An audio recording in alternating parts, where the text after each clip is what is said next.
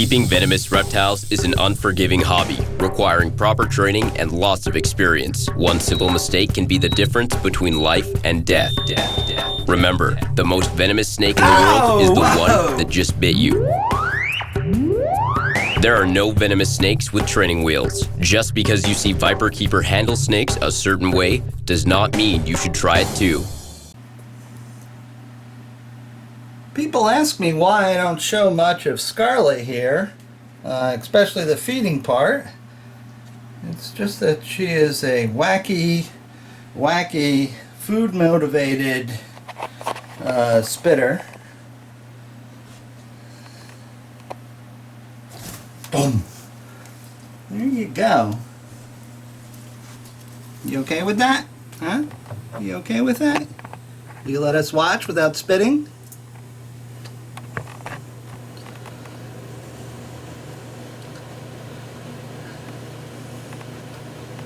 Now, red spitters are also quite the rat vacuum. Tilt a little bit to get the focus right.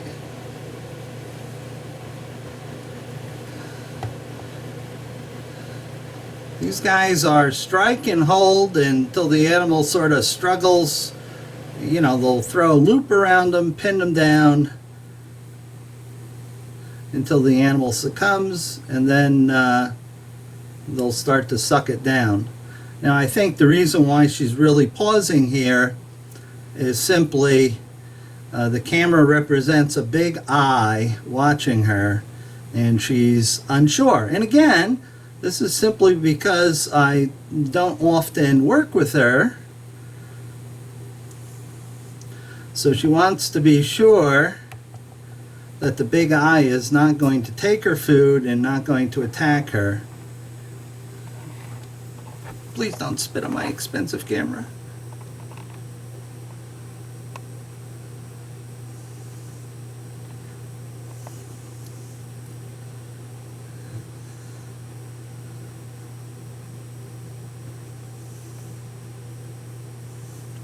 See, it would have been a much more pronounced situation, and certainly a lot more dangerous, if I had actually started to pull away, because then she would have perceived it as potential prey, and she would have went after the camera and my hand attached to the camera.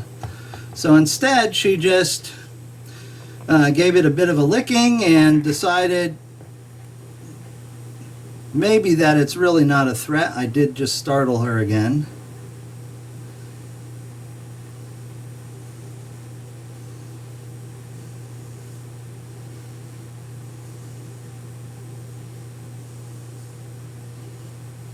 And she'll come up and take a look at it again. Oh. Okay. Oh, I don't see the head. When I lose track of the head, you know, because it's being blocked by the camera, I find that a little bit disturbing. So we'll just sort of sit back here, and hopefully she'll forget that I'm here.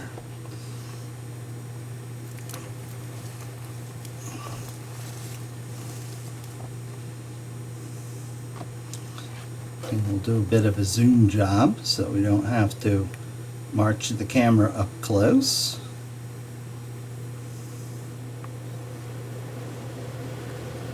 Oh, that's nice.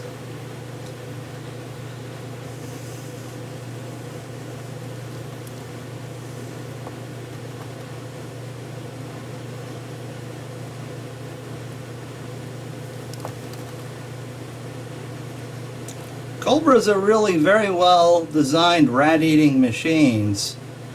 Cobras and mambas, boy, they can really suck them down faster than you can provide them sometimes.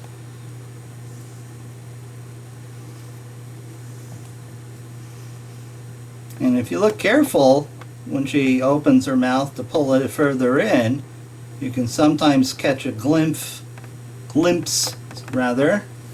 of El Fango protruding from the sheath. And of course, that's the whole idea with spitters, is they need the tips exposed in order to spit accurately. Again, for those of you not familiar with this species, this is Naya pallida, or the pallid spitting cobra. I don't think it's as widespread or as much of a problem as the Mozambique spitter and such, and I don't think it gets as large as the Mozambique spitter. But you know, as our dear friend, and I'm saying generically to all herpers out there that like them, our dear friend Steve Irwin pointed out when he had the encounter with the red spitter, the red spitter, you know, has the same colors that the Maasai tribes use. I wonder if that's on purpose. Well, certainly the spitters didn't adopt the Maasai's coloration, but the other way around perhaps. I don't know. I don't know that much about the anthropology of the Maasai tribe, but they're certainly one of the better known, well respected nomadic herders and stuff of Africa. You know, very, very proud people, and you know, hopefully are not being too much abused by modern times. Okay, she's got her mouth ready, as you can see, or maybe you can't see because now the lens is I'm focused for a distance, and she's not at a distance. Here we go.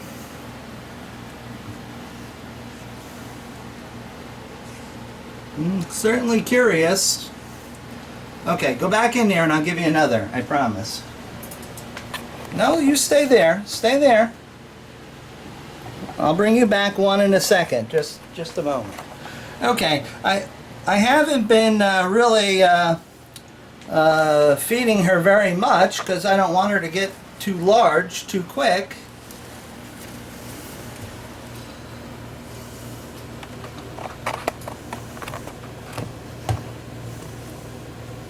Oh, you're not going to even wait for this time because you realize that Mr. Camera is really not going to bother you. Okay, all right. Now, how do you like this eating technique with the tail up the side of the cage? That's how come they can also poop up the side of the cage. They have that technique down pat. So, let's get out of here before she decides to finish her meal and then pounce upon the camera again. And I've got lots of other animals to feed. I'm exceptionally behind schedule, have all sorts of things going on behind the scenes. So let's just let her go and I'll go and feed some other creatures. Here we'll see if the Eastern Brown is interested in dining on a rat. Oh, yes. We have no bananas. Hey, sweetie, we overshot the runway there. Ugh. I hate when that happens.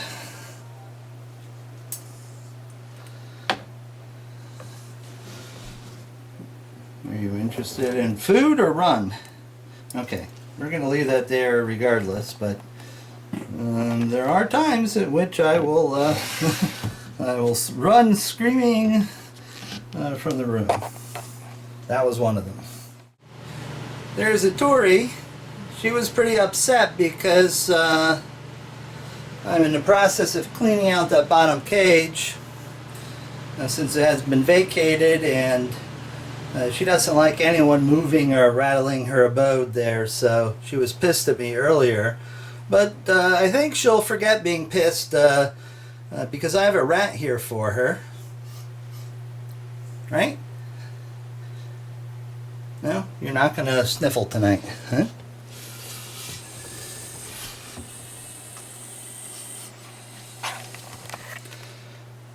Does this Get your attention?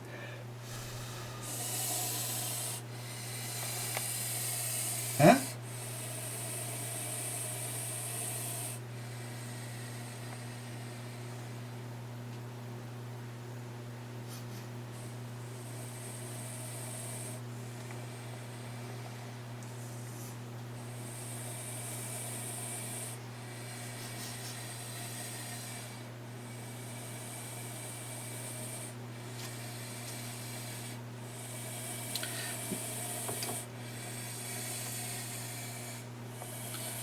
Uh-oh. She's in attack mode.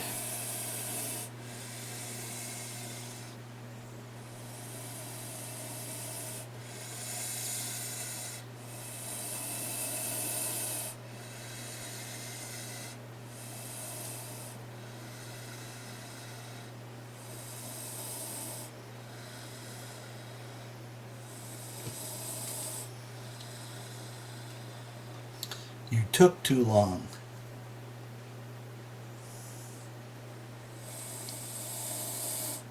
You can't be stalking prey huffing and puffing like that. You're spoiled.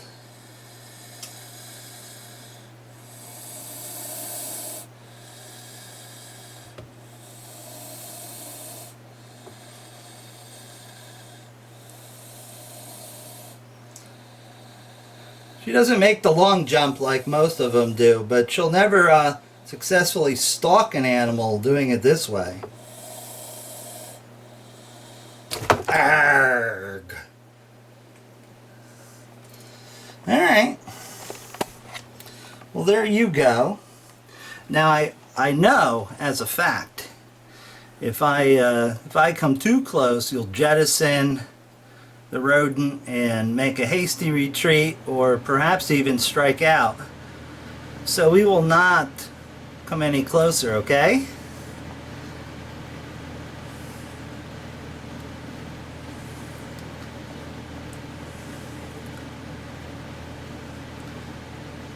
You know, I just don't necessarily, I'll do it sometimes, but not all the time, sort of annoy an animal to get a good shot or something. But she's really sensitive to being, you know, annoyed. So I try not to do things that would really upset her. Although, you know, rattling her cage and moving it, I mean, there's no real way around it. I know you're hyper. You want to eat, and you don't want me too close because you think I'm going to hurt you or something. I don't think I've ever wrapped my fingers around your head, come to think about it, and nor do I really want to. So you can pull your rodent in your coil back a little bit, or you can just start to eat it there. It's entirely up to you. But I'm not coming any closer.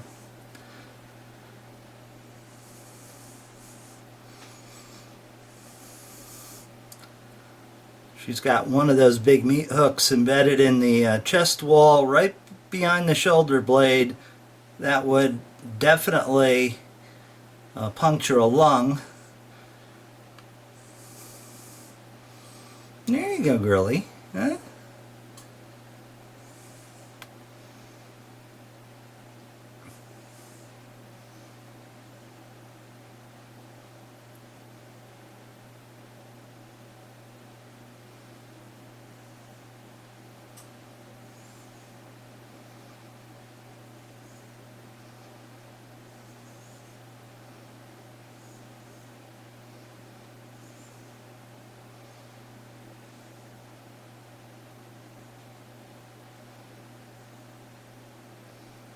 You know, it's a real pain in the ass holding the camera this still, this long, you know. Get a move on.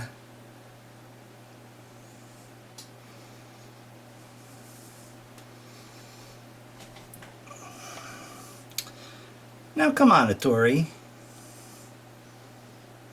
There you go. Good girl. Oop. Oh, some big meat hooks. Bittis are known for having the longest fangs of the venomous species.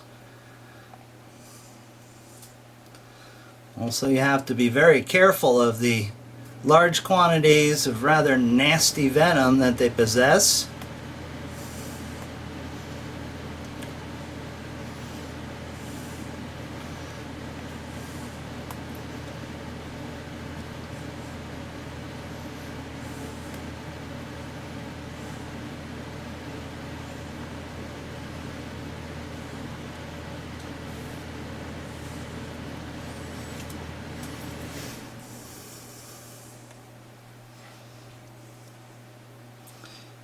Those are good half-inchers or longer.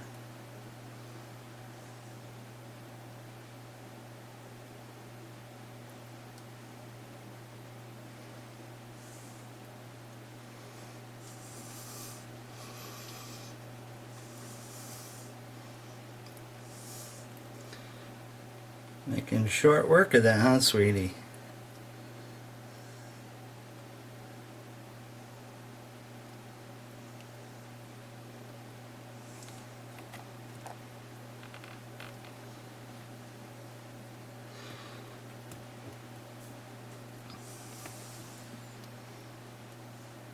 Oops, okay, she's retreating, so am I. You're good. There you go.